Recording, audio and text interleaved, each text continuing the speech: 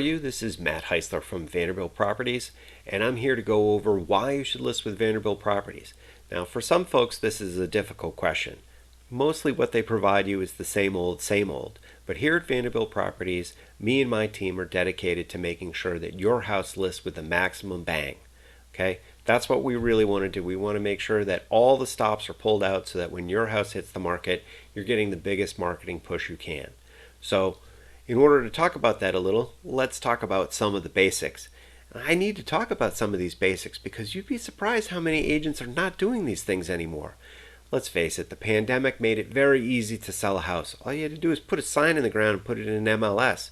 But the market is getting more competitive every day, and ultimately, if you want to stand out from the competition, you need to do more.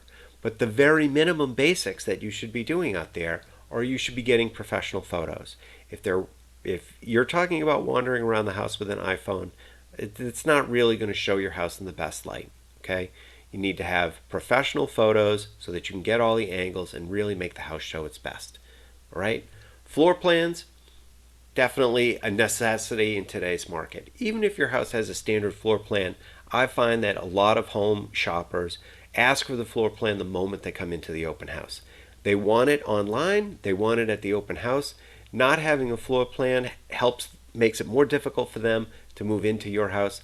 That makes it more difficult to sell. That's not what we want. We want to make your house easy to sell. We want to make people make sure that they have all the answers to their questions.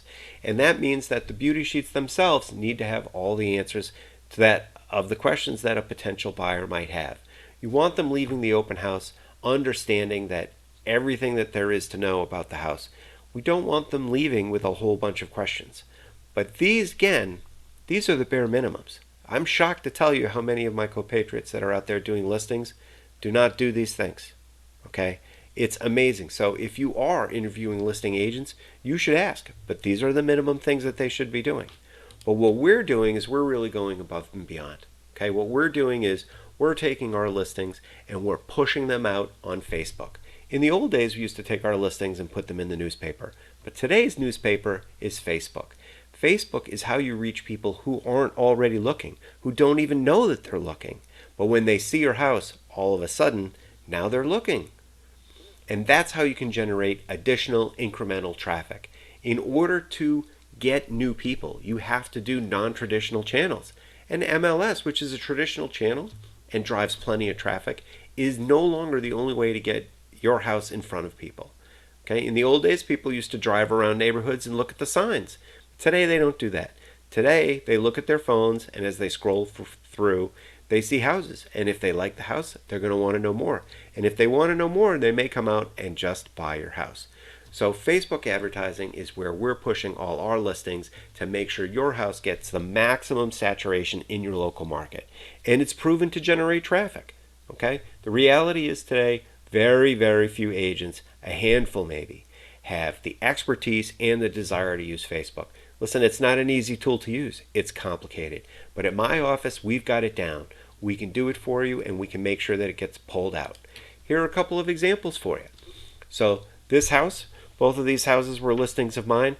Even though they sold in a relatively short period of time, we were still able to generate substantial traffic from Facebook. So the house on the left, I was able to generate 32,000 views. And the house on the right, I had over 56,000 views. 56,000 people who are probably not on MLS, okay, generating for your house.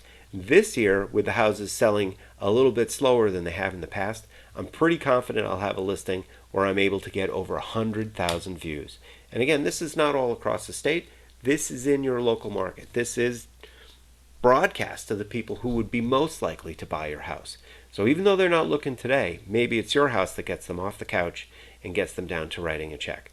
So if this is the kind of marketing that's interesting to you, make sure you reach out to me. Thanks for stopping by, and I'll talk to you soon.